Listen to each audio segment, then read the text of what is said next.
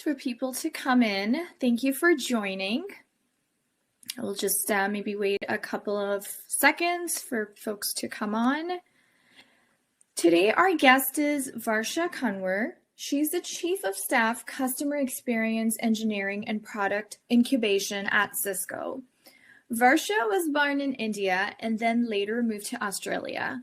She comes from an Air Force family that taught her to be resilient. Because of all the moving and changes she has experienced in her life, she's not afraid of change and believes that change is the only constant in life. She's had 8 careers, like a cat has 9 lives. Today, she's going to dish out advice on mid-career reinvention for women. Welcome to Throughline, Varsha. Thanks for coming on and doing this. Hey, Neha. Lovely to be here. Thank you for including me on this. You are so welcome. It's our honor to have you. How are you doing, Varsha? Doing well, can't complain. It has been a roller coaster of a ride. I'm sure you will agree with me last 6-7 months. It has been tough. I won't deny that. But staying grateful, taking one day at a time, connecting with the community, giving back where we can, and focusing on what we have and what we can do instead of what we don't have. And staying positive. Absolutely. Staying positive, that is so important. Yeah. That's the key. Can you please tell me about your current role at Cisco? Absolutely. So as you mentioned to everybody, I'm currently working at Cisco as the Chief of Staff for an organization called Customer Experience Engineering and Product Incubation. The role of Chief of Staff team is to inspire a shared mindset across our whole organization so that every team member understands their strategic value, is aligned to the vision, and therefore collectively we are able to accelerate execution and achieve business outcomes and customer success.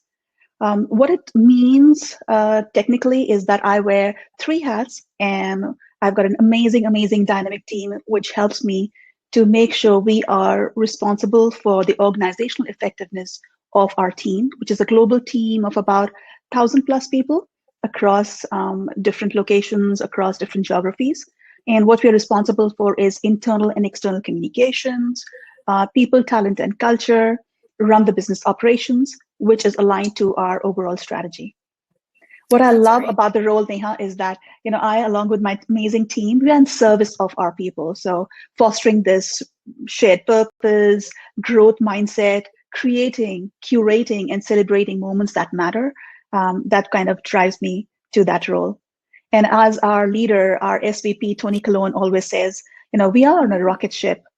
We are creating a world-class customer experience for our customers and partners, and we are making history together. So I'm excited to be part of this team. That's amazing. That's great. Tell us about your career journey and what has shaped you. You're so accomplished, so confident. So, tell us more about you. Thank you. You're too kind. I have still a long way to go to accomplish things. But yes, I am grateful. And where I am today and what I've achieved and the joy that I feel of being, I've been 13 years at Cisco. And as you mentioned before that, I've had kind of a cat life. I'm not a cat, but yes, I've had 8 careers before I found Cisco. And I've been a teacher, event manager, model, actress, the nurse, web designer, and even a personal banker. So bringing that whole experience, we sometimes forget that we are more than what our current role is. We are more than what we are doing today. The life experiences that come along with us, with our personal lives and things we've done before, that really kind of shapes us of being who we are and where we are going. Yeah, absolutely. Even at Cisco, in the 13 years, I've had 6 different roles. I was sharing with you, Neha, when we first met. And the first role was the steepest learning curve. I joined from banking into Cisco. It was a role supporting our sales team and our frontline customers and partners. And I had to learn everything about from quote to cash lifecycle of Cisco, selling products, delivering to the customers, and working with cross-functional organizations from sales to finance to legal to our technical assistance center. And till date, I think it was the most high stress, difficult role, but I still miss that the most. I mean, the thrill that you get about helping customers and being able to serve them and see firsthand experience of the impact that you make and the impact that technology makes to our customers is just thrilling. Yeah. In terms of what has shaped me, in interest of time, I will categorize into three different things. It is firstly has to be people. I've had the honor of working with the most amazing, dynamic, diverse, passionate, generous colleagues globally. What I call this is the VR Cisco tribe, or you can call it, your wolf pack, your squad.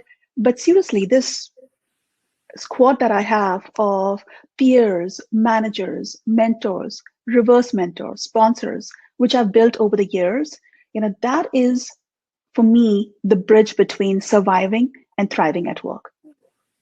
So that's definitely one. The people have shaped me. The culture. The second thing is the culture. For me, culture is so important anywhere that you work. My values, my personal values being aligned to the company's value so that I can bring my full self to work, so that I feel a sense of belonging has always been very important. And at Cisco, I'm so grateful again. We have an unparalleled innovation fueled culture based on full spectrum intersectional diversity. And we have a customer first mindset. And most of all, we have a safe space where we can build an inclusive future for all. So that's really, really cool. And the third and the last thing, and not the least, is this amazing opportunity to learn, develop, and grow myself in an environment where learning and innovation is absolutely fueled. We have a framework, Neha, at Cisco we use. It's called the 3 E's framework, which is like a guidance around how do you, as a working professional, continue to grow, to develop, and build on your career, but also your learning. It's called the 3 E's: experience, exposure, and education. And typically the guidance is that, when you're in a role and you are working, you spend 70% of the time on experience-related activities, which are like on-the-job, hands-on things that your role or your current team expects you to, or your scope of the job is. Then we say that spend 20% of the time on the exposure side of activities, which is, mentoring, giving back, stretch assignments, and also not just getting mentors, but also mentoring others. And then 10% on education. So making sure that you're keeping up to your skills, certifications, upskilling, cross-skilling as required. That's wonderful. That's amazing. You have said career is a jungle gym. You have switched many roles, even within your current company, Cisco. What advice do you have for women switching business roles? That's so true, Neha. I do believe that we own our own career, and I also believe that it's never too late to be what you might have been. I have had different roles that I have before Cisco, but even in Cisco, I think typically I have moved every 2.5 years doing something different. And a few of the things that come to mind as I look at why and how I did that was, first of all, define your own criteria of success. Many a times we get trapped into comparison, and it's good to have role models. It's good to have aspirations on, who do you like and who do you aspire to be. But we forget that our authenticity, our superpowers are our distinct competitive advantage. So, we need to kind of define where is your niche, what is your superpower, be comfortable with that, and then define the why, what, and how of what success means to you individually. And then start on it. It's never too early, never too late. And I always believe start where you are, use what you have, and do what you can. Yeah. The second thing is the quote. I love the quote. Sorry to interrupt you. The quote that you have: "You own your career. No one else does." I really love it. It's very inspiring.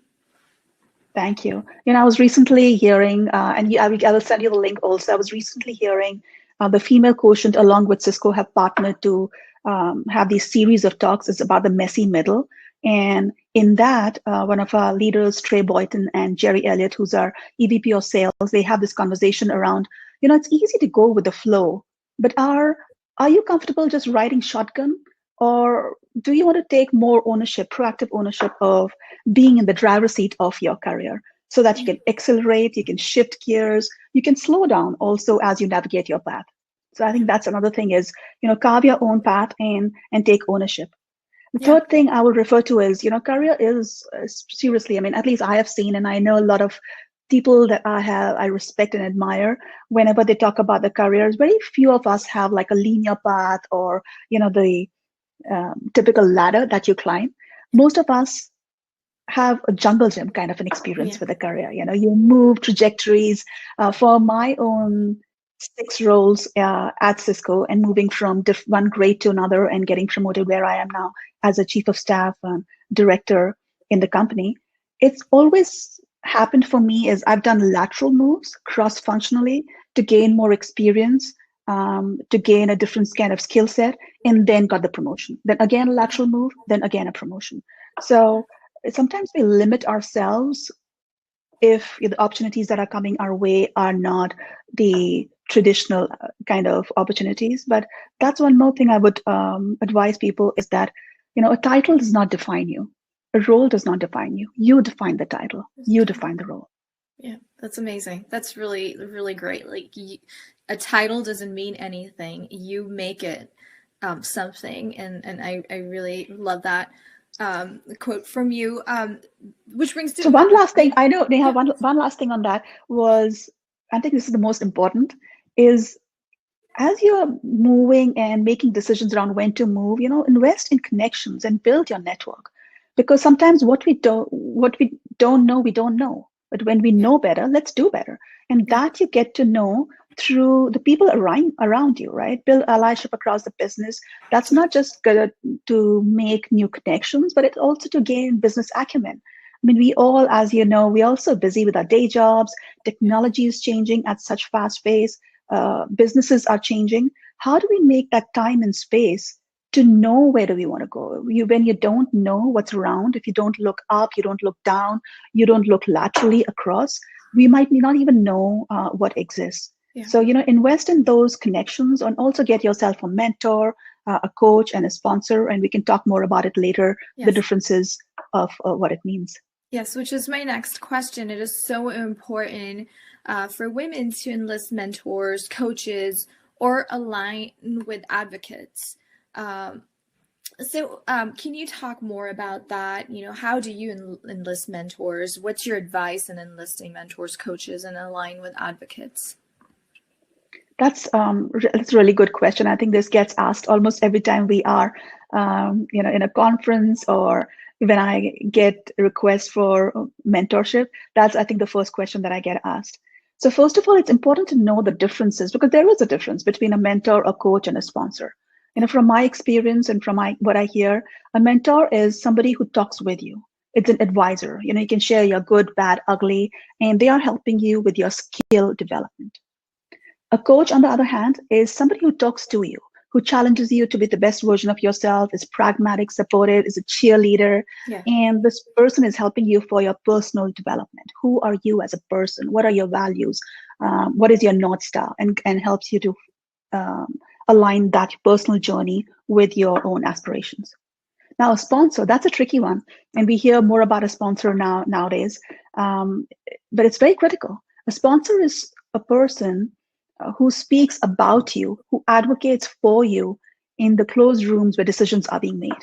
They're putting forward, in Carla Harris's word, they're putting forward their relationship currency um, to have your back and to amplify you, to get you those opportunities that you might have not been aware of. So they are the ones who are helping you with the career development. So that's the mentor, coach, sponsor. To your other question around how do you seek going about um, getting mentors, is first of all putting yourself out there, right? I know this word networking is kind of has a bad rep, especially amongst women. We kind of treat it as smoozing, or Yeah. it's something thought about as a hunting, like you do networking only when you're looking for jobs. But really, that's not true. I believe from my own experience, networking is more about farming than it's about hunting. It's about that sowing those seeds of connection, It's more about generosity than it's about greed. It's about more about helping others. It's about give, give, get. And sometimes it's Yeah. also give, give, give, get. Yeah. So I think that's really important is networking. And the second thing I would say is for mentors, that's another kind of false understanding about mentors is that it has to be somebody who has a title, who's an executive. But your peers can be your mentors. It can be different ways that you can seek out mentors in your organization. For example, if you've been to a talk where you really got inspired by somebody, or you were in a roundtable conference or a meeting where you have a stakeholder who's talking about a certain business topic which you want to know more about, send them a note. People I feel, and I do strongly believe, are more than willing to help you, are more than willing to share their knowledge with you. Yeah. It's that we don't ask them often. Yeah, absolutely. And women are challenging the status quo every day. And I feel like all of, these folks are allies, mentors, advocates. They're all our co-conspirators, trying to help us Yeah, change the trajectory in our career. So yeah, that is such an important, point. Just seek out help. There are people that are, there to help you and are interested in helping, you kind of get your voice. exactly. How do you, or in your career as well, how have you planned your self-development, and what advice would you give to other women, that want to plan their self-development? Thank you, Neha, for that question. For me, I believe I've shared this also with you. I am a connector and provider who loves to connect the unconnected. This connector provider, it's like a standout assessment we have at Cisco. And when I got that assessment done, I was like, oh my gosh, this is me spot on. So I love connecting ideas, systems, processes, people, so that, together we can build empowered teams and foster inclusive communities. And as a person, just with my background of being in armed forces brat and having moved location to location, it's in my DNA. Learning is my currency. That's my kind of North Star for how I live, love, and lead. Um, while doing that, it was easy when you were in school or uni to kind of keep on doing that. You have resources around you. Yeah. But as you come to work and as you grow in your career and you have other personal responsibilities, that can sometimes take a backseat. Yeah. For me, there are two or three things that I have kind of done which have helped me is, first of all, working with my stakeholders, starting from my managers, from my team, to the people that I work with, to identify a plan where I seek regular feedback from people I work with, even the people who report into me. I continuously asking for feedback on, how am I as a leader? What am I doing well? If I have a presentation, I'll send this link, just this one to my peers and the trusted circle of my board of directors or my board of encouragers, like I say, Yeah. my squad, getting them to say, tell me, give me constructive feedback, what went well, what didn't go well, Yeah. and seeking coaches also. And the one more thing I've done is I've got this thing called, I think I shared with you, I call it my leadership profile, or I call it the why, the what, and how of Varsha. And that's something that I created when I joined Cisco, and I've since then kept it updated every 6 months. It's a good way for me to reflect on my own personal and professional development. I use it also when I have a new manager or I have a new team that I'm leading, or I seek a new mentor. It kind of captures my journey. So it's got like a journey timeline. It's got what shaped me in terms of those three pillars I talked about: experience, exposure, and education. I also share in that, my roles till date, what key outcomes I've driven, and also the values I believe in as a person. And where do I want to go? There's a last thing that I have maintained. It's like a table which says, ideally, where do I want to go and where am I now? And I keep it kind of a check on it every 6 months, because you know what? We plan, but then life happens. Yeah. So how do you kind of stay true to your North Star and to your aspirations, but also being agile? So that's one thing that has helped me. And two more things I will share here is, of course, the stretch roles. I can't stress enough for people to look around that 20% of the exposure time that we spoke about. Use that to either give back to the community, Yeah. empower and equip other women, whatever passion that you have, whether you are somebody who wants to, create a more green world, it's about creating that inclusive environment around you, whatever it might be, gain that exposure, raise your hand for stretch roles, ask your manager, go and look in your company where you can create that extra space of visibility for you, giving back, and also learning from others. Yeah. And then don't forget that, leadership lessons come from everywhere. The squad that we were talking about earlier, Neha, it's not just about creating a set of peers that, they're like-minded.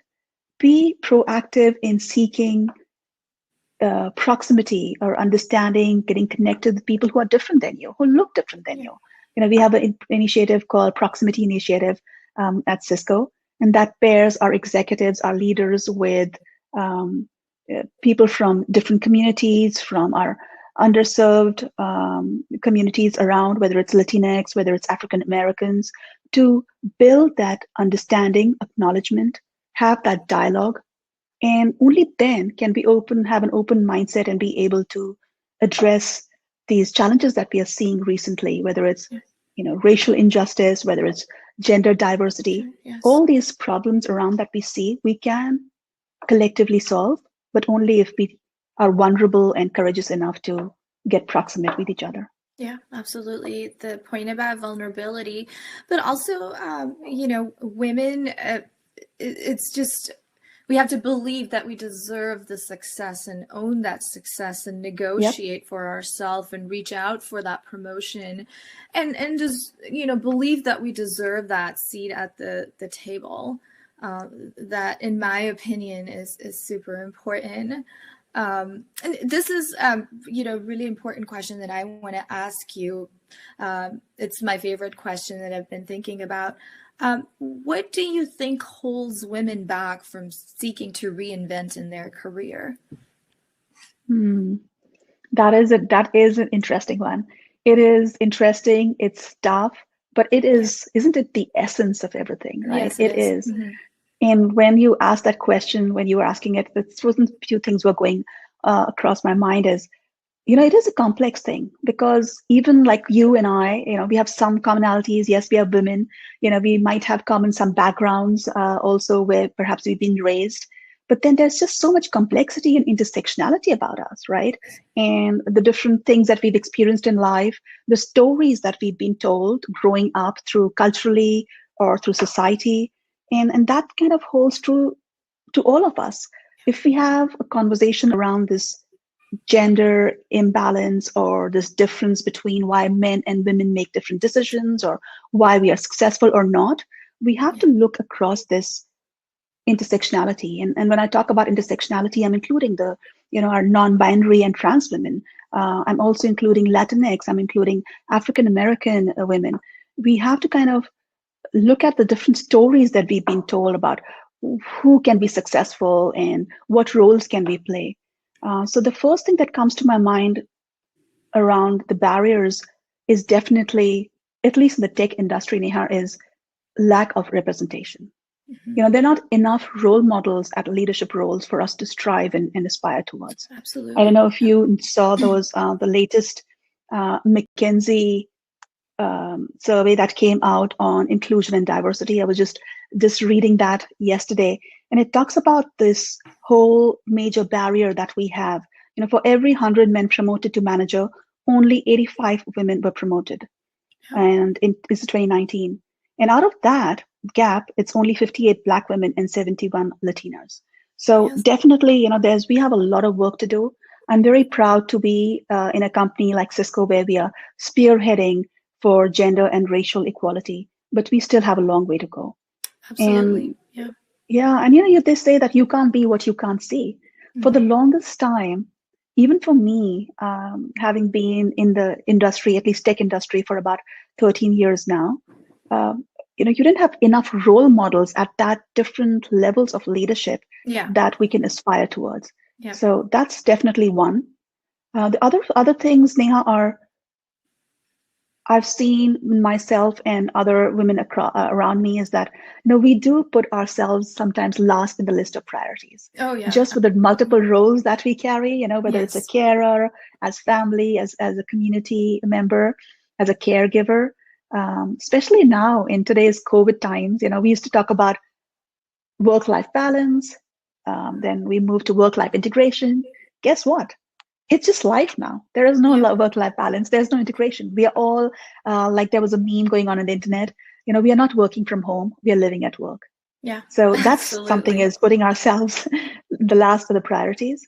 Yeah. And the third, one of the key things I believe is, which I had to overcome myself, is balancing this thing between in being in pursuit of perfection Yeah. versus wanting to pursue excellence. And why that is so important to understand and to acknowledge is, it's a classic example of the way we are raised. The boys are taught Absolutely. to be brave, girls are Yes. taught to be perfect, and that kind of we unknowingly carry on through the lives. I know I've done this myself is when looking for a different role, and I would look at the job description or the requirements, and I'm like, I can do like one is a set of 10 requirements. I can do 1 to 8 easily. 9, 10, I'm not sure. And I'll be like, you know what? I'll learn that and then I'll apply. Yes. And Yes. that's something we hear about it so many times. So I Yes. really believe in like Reshma Saujani's word, like, it's time to kick perfectionism out. It's time to Yes. be brave because we Absolutely. miss the 100% of the shots we don't take. Yeah, I agree with that 100%. And we're always judged through a different lens. Like women are asked all the time, how do you do it all? Men are never asked that. Yeah, And then exactly. also, we underestimate our abilities, right? We just Hmm. never attribute our success to us. It's some external factor, whereas men are like, oh, we're awesome, yeah. So I also feel that our stereotypes kind of hold us back from these leadership positions because we're judged through this different lens. And yeah, I mean, what are your views about how do women get a seat at the table and not just sit on the sidelines? That is key. I think not just for women, but for everybody as a professional, but more so very true for women, right? I think for me, getting a seat at the table, if you have a seat at the table, you speak up, right? Mm-hmm. Speak up not just for yourself, but for those around you.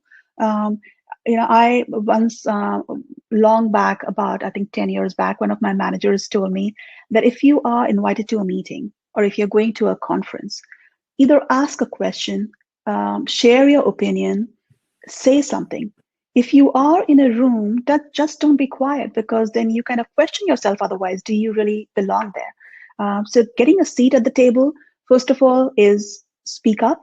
First of all, show up. Before speaking up, show up. Show up. Many a times, we say also no to things, Neha. Like an opportunity will come, and just because it's not traditional opportunity, or we are so heads down in our work, we don't make space and time for it. So what Yeah. I've started doing is, instead of saying I don't have time, I'm going to tell myself, and before I make a decision, maybe this is not a priority for me.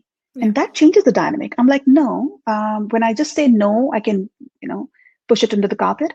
But when I put it to myself, is this a priority for me before I say no? It changes something in my mindset. And I'm like, no, I need to make space and time for that. Yes. So you have to show up, first of all, to get a seat at the table, or to build that brand and get a voice heard, is show up, speak up. And when you're showing up and speaking up, look around.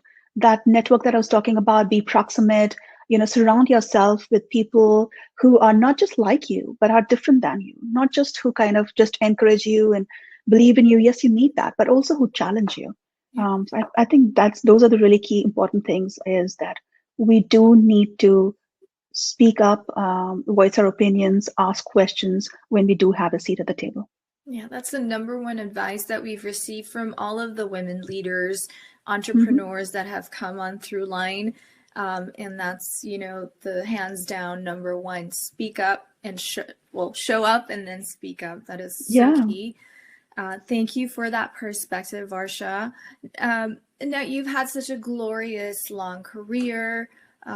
different facets to that career. What is the through line in your career? What has remained the same and what has changed for you? It's a very good kind of question to get me to reflect on my journey, Neha. So thank you for asking that. The through line, I would say, is without doubt is my currency of learning. To live, love, lead, being founded in the roots of learning. And I really, truly, firmly believe in the power of humanity. So those two things have really kind of enabled me, like no matter what curveballs that life throws at us, which it does, no matter how many times I've fallen or failed at things, I get up, I learn from that experience, and I move on.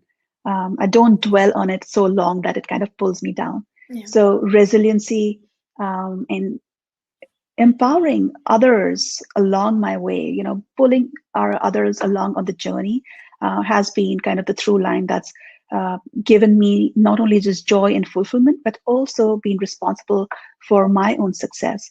I owe a lot of who I am today, if not everything, to the people who have been on this journey with me. Yeah.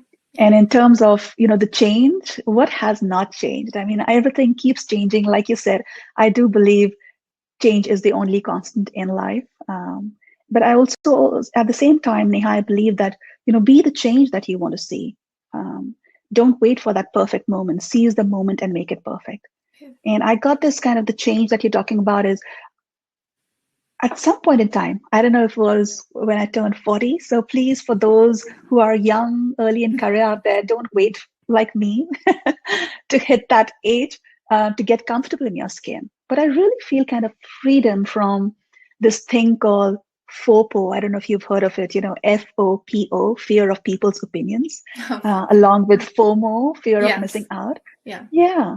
So, it's really about being in my skin, being okay with my imperfections, knowing my limitations and learning, but also being very, very comfortable and confident about my strengths and my superpowers and building on that and believing in assuming positive intent and knowing that intention combined with action can bring about the change that we want to bring about and will help me to not only succeed personally, but also become the person, more importantly, become the person that I aspire to be, which is the best version of myself, hopefully. And there's something magical about that 40 because I'm getting close to it and I feel like, it's the time when you really find your voice and you're not really, in fear of judgment and you want to stand up for what's right and speak up, as you said. So something magical about that, that age. I have some very interesting questions from the audience for you, Varsha.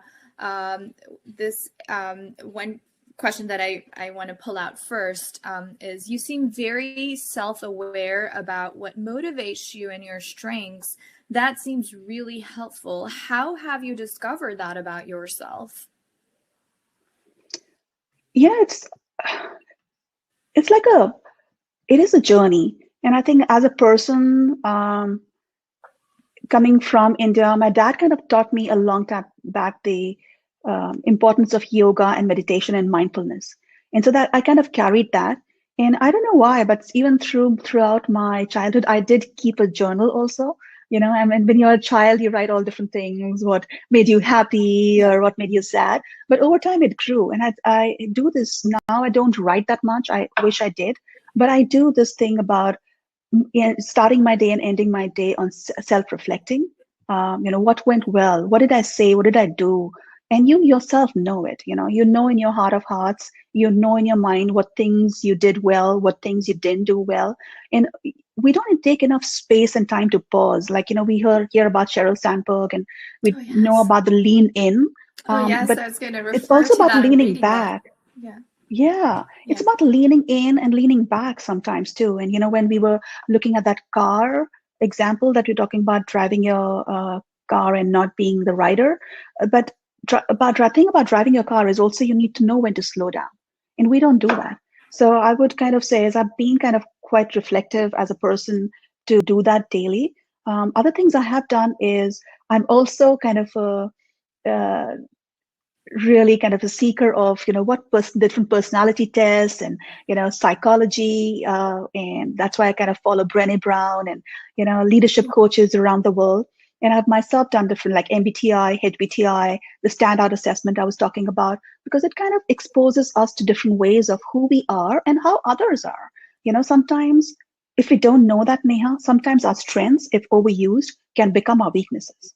Yes. And the last but not the least is seeking feedback. Even from my daughter, having a teenage daughter, 18-year-old, believe me, she tells you what it is. So that keeps me definitely aligned to who I am, keeps me motivated to learning and learning different ways of doing things. So learn from people, seek feedback, and have that growth mindset.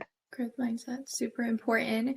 I have another question. I'm not a natural at networking. Can you share some tips on building meaningful professional connections? That's really kind of a key thing that I also get asked. And you know what? The truth of the matter is we are all different, right? Some of us are more extroverts, some of us are introverts. That also makes a difference in how we approach things, how we make the best of circumstances that we are in. The first thing I would say is don't network just to network. You remember that you don't have to do everything. Focus on the learning, be interested and interesting. To start kind of building your network or networking, first of all, know why. The why. Why do you want to network? Like it can be that you want to become the best subject matter expert in a particular area of technology that you're working on. Or maybe you want to know more about leadership styles that exist around you. Or you just want to know more people. So it just kind of, your why will define on how you go around building it. Yeah. The second thing I will say is, again, small steps, one step at a time. If, for example, if you're joining a new job, right, you ask if they have a buddy system for onboarding. Will you be assigned a mentor when you join? What sponsorship or shadowing opportunities that exist in the company or in your organization?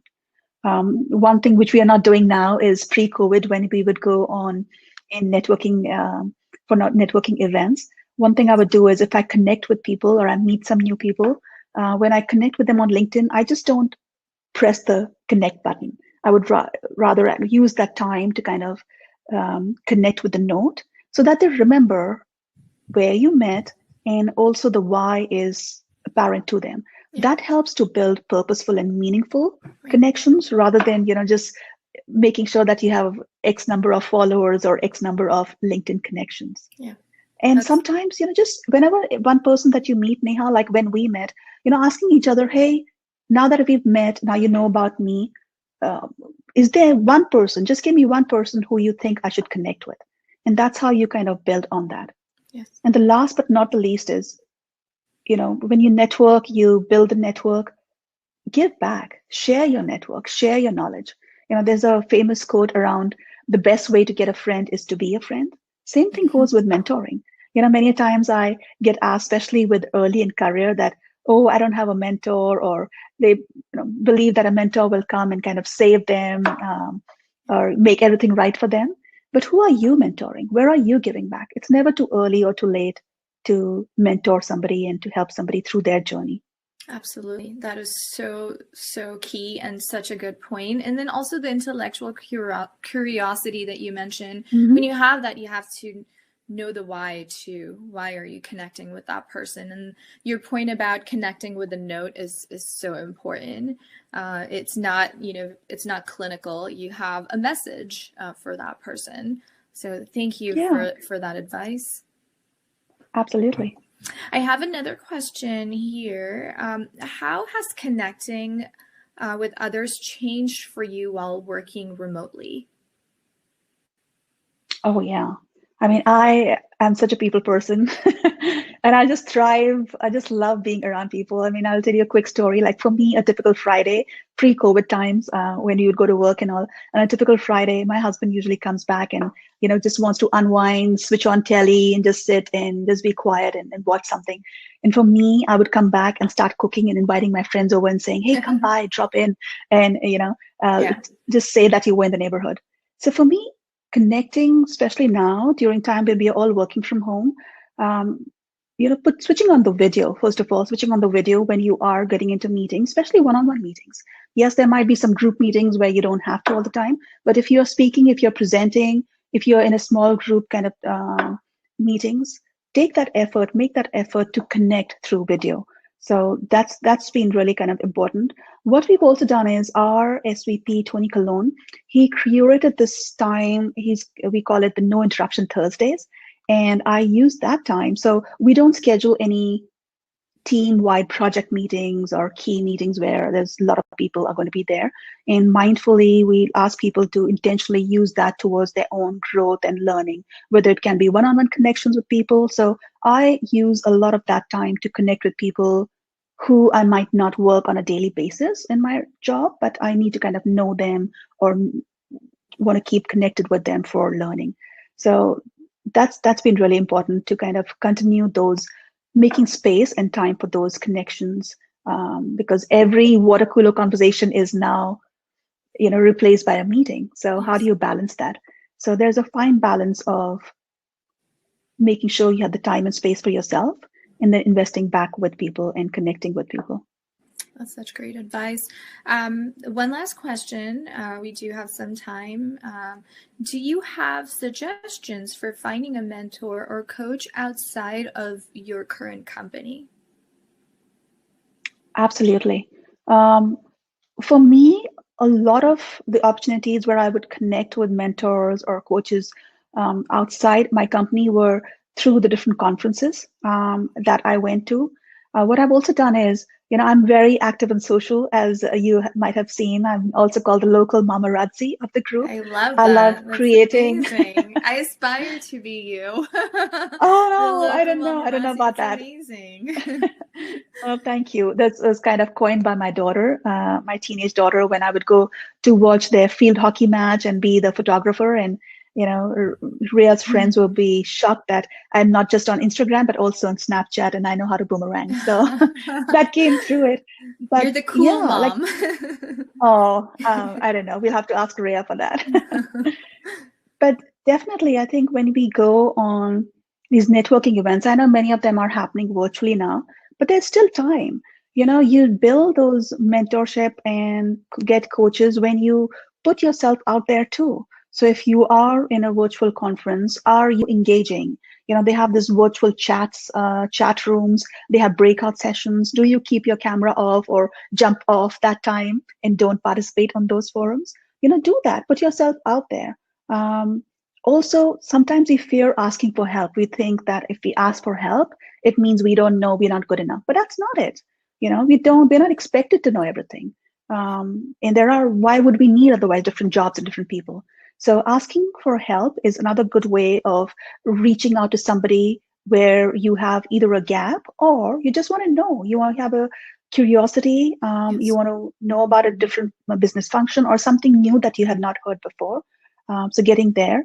And then LinkedIn, build now, you're seeing, especially in today's world where we are all actually on same level, right? The one way this whole work from home has done is that it's leveled the playing field for all of us. So, absolutely, yes. Use LinkedIn to connect with people. There are different forums. There's a lot of learning modules that are available.